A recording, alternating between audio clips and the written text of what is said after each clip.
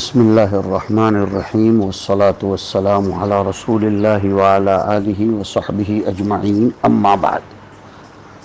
ہمارا آج کا یہ درس ابو داؤد شریف کی 15ویں قسط پر مشتمل درس ہے۔ گزشتہ کل کا ترجمۃ الباب تھا باب فی فضل اصحاب النبی علیہ الصلاۃ والسلام۔ طلبہ عزیز کو چاہیے کہ اس سلسلے میں مقام صحابہ، حجیت صحابہ، عظمت صحابہ پر کتابوں کا مطالعہ کریں۔ اصل میں دیکھیے، نبی کریم صلی اللہ علیہ وسلم نے سارے ہی صحابہ کو ستودہ صفات بیان کیا ہے۔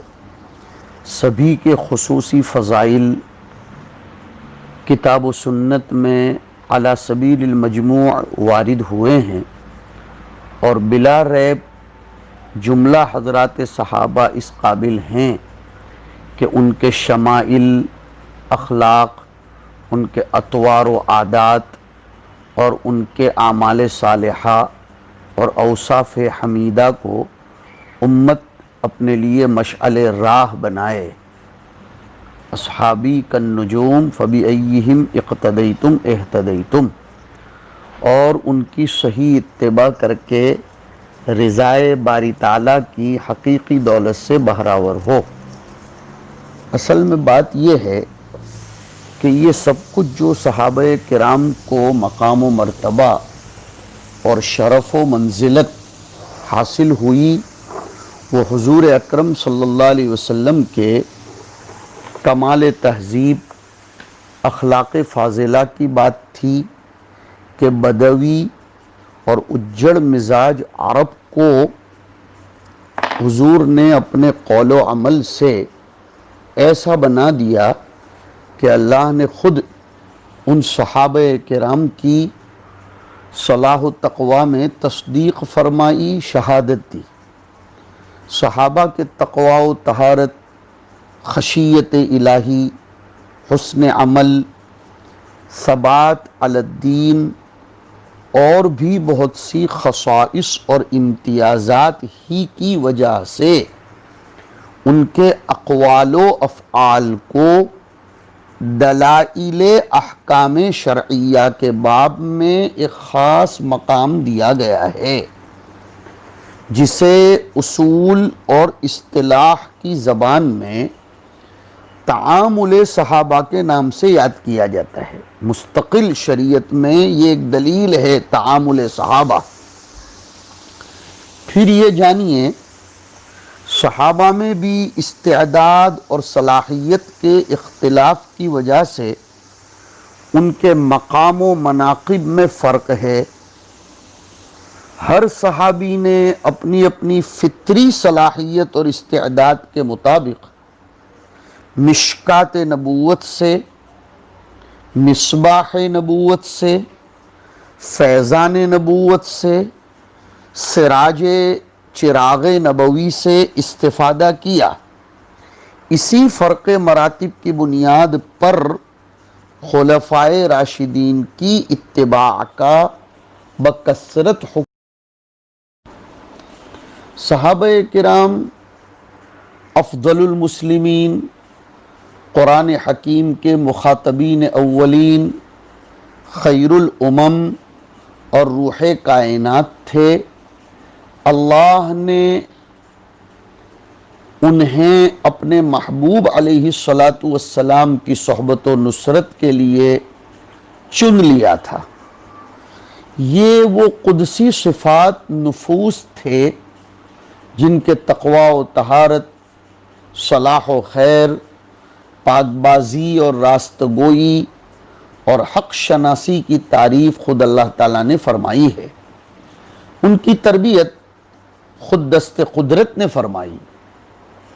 صحابہ کرام آپس میں اخوت و بھائی چارگی، مواسات و غمگساری، محبت و مودت، ایثار و قربانی میں اگر رحماء بینہم کی شاندار تفسیر تھے، اور محامد و مکارم، اخلاق و عادات، اوصاف و کمالات میں آپ علیہ الصلاۃ والسلام کی بے مثل اور بے مثال نمونہ تھے، وہیں وہ حضرات اسلام کے جانباز سپاہی، دین حنیف کے شاندار کمانڈر، اسلام کے خلاف چلنے والی باد سموم کے لیے آہنی دیوار، باطل کے مقابلے کے لیے شمشیر بے نیام اور اشداء علی الکفار کی عظیم الشان اور نرالی تفسیر تھے۔ کیوں نہ ہوتا یہ سب؟ بقول شاہ عطا اللہ بخاری کے، انہیں معلم رسول اللہ ملے تھے، درسگاہ بیت اللہ کی ملی تھی، نصاب کتاب اللہ کا ملا تھا، اور ممتحن خود اللہ ملا تھا، اور شہادت رضی اللہ کی ملی تھی۔ اللہ پاک نے ان حضرات کو مختلف طریقوں سے جانچا پرکھا، کبھی انہیں آگ کے دہکتے انگاروں پر لٹا کے جانچا، تو کبھی انہیں سخت دھوپ، زبردست گرمی میں تپتے ہوئے ریت پر لٹا کے سینے پر بھاری بھاری چٹانیں رکھوا کے پرکھا، تو کبھی سولی پر لٹکا کے امتحان لیا، کبھی بدر میں تو کبھی احد میں، کبھی خندق میں تو کبھی خیبر میں، کبھی کسی میدان میں چمکتی ہوئی تلواروں کی چھاؤں میں پرکھا، اور جب ان سب میں وہ اعلیٰ نمبرات سے کامیابی حاصل کر چکے تو پھر قرآن کریم نے انہیں فضل و اصحاب النبی پڑھ رہے ہیں نا آپ، اس لیے یہ فضائل سنا رہا ہوں۔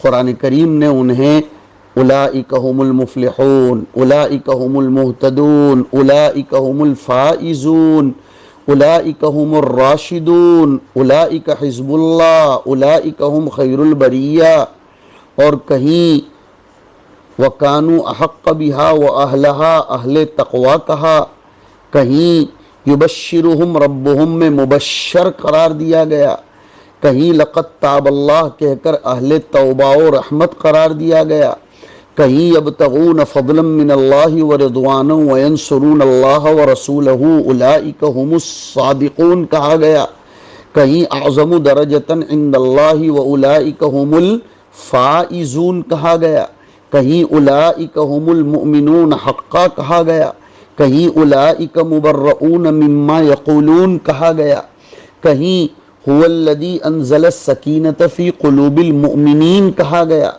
کہیں ولیبلی المؤمنین منہ بلاء حسنا فرمایا گیا، اور کہیں کیا تو کہیں کیا فرمایا۔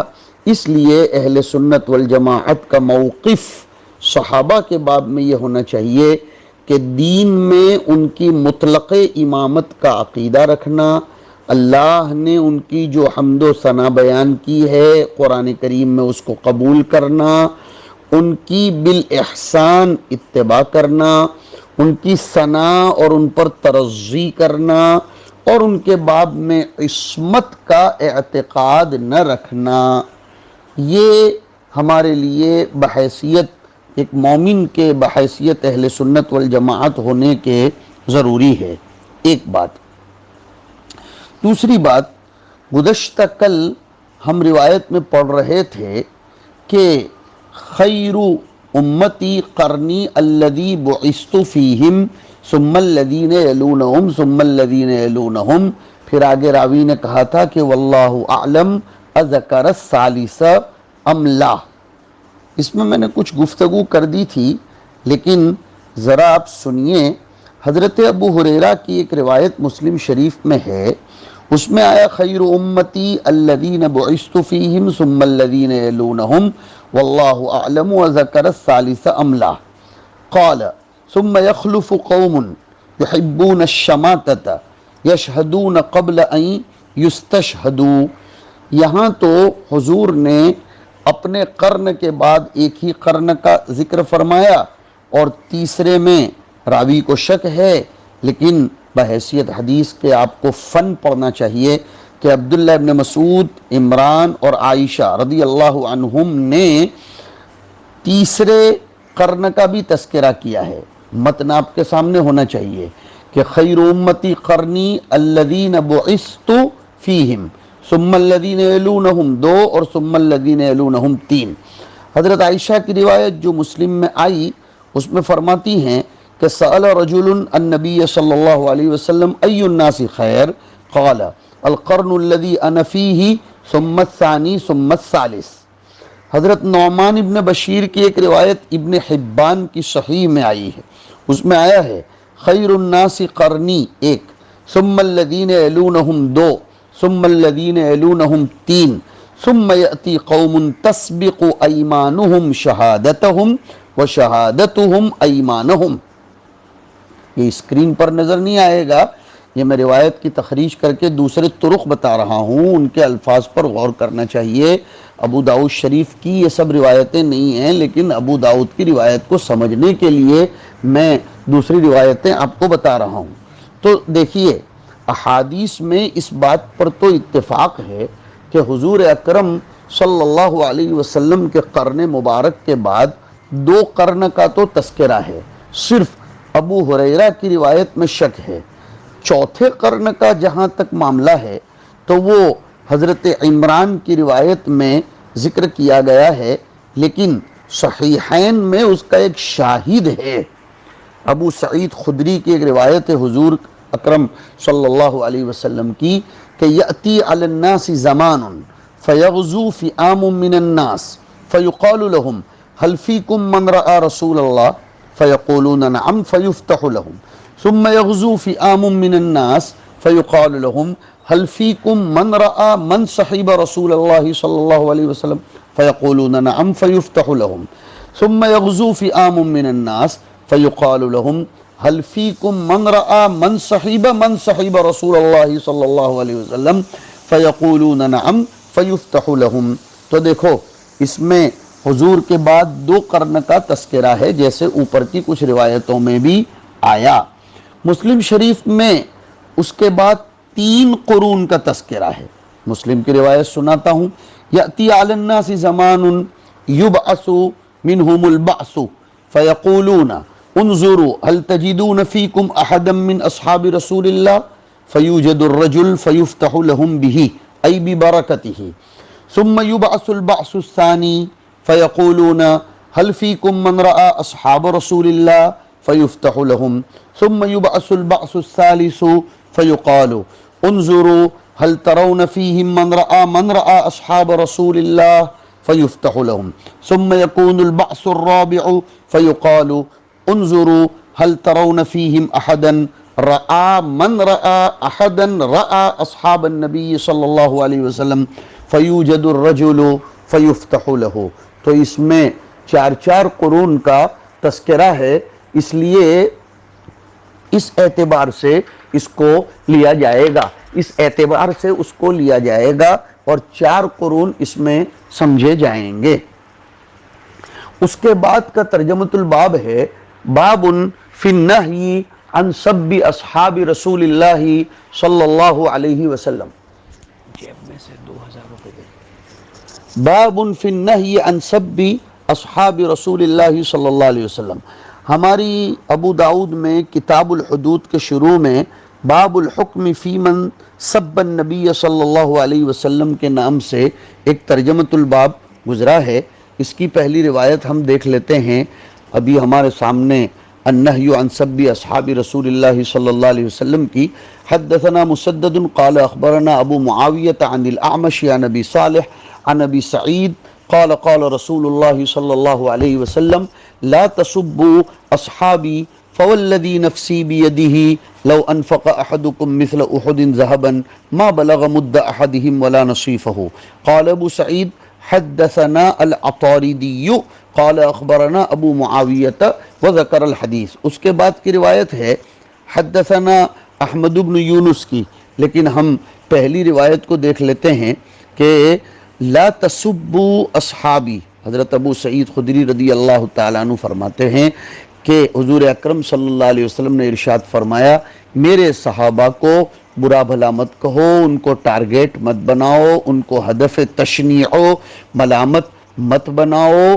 مراد اصحابی سے وہ اصحاب ہیں جو مخصوص ہیں، سابقون جو مخاطبین اسلام ہیں، اور بعض لوگ یہ کہتے ہیں کہ ان میں سے تمام کے تمام صحابہ کرام اور ہر وہ شخص جس کو سب و شتم مناسب نہیں ہیں، جو ان کے مقام و مرتبے پر پہنچتا ہو، وہ بھی اس میں شامل ہے۔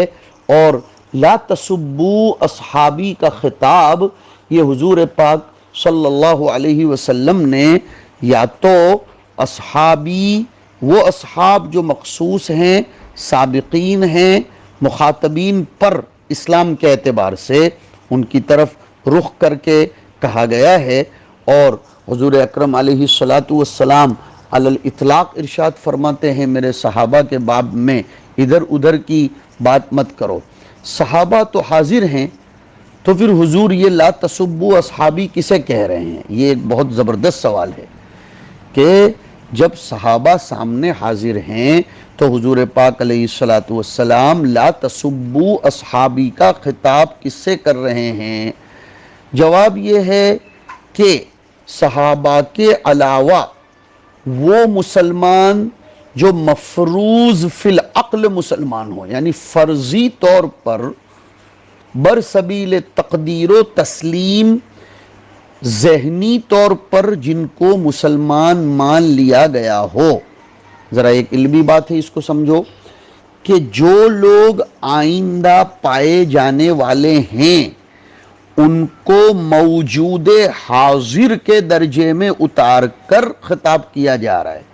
آپ نے ہدایت النحو سے پڑھا ہے کہ ہذا مختصر مضبوط فی النحو، تو ہذا کے ذریعے کبھی اشارہ ہوتا ہے صور مرتسمہ منقوشہ کی طرف، اور کبھی اشارہ ہوتا ہے صور حاضرہ مستحضرہ معدہ جاہزہ فی الذہن کی طرف۔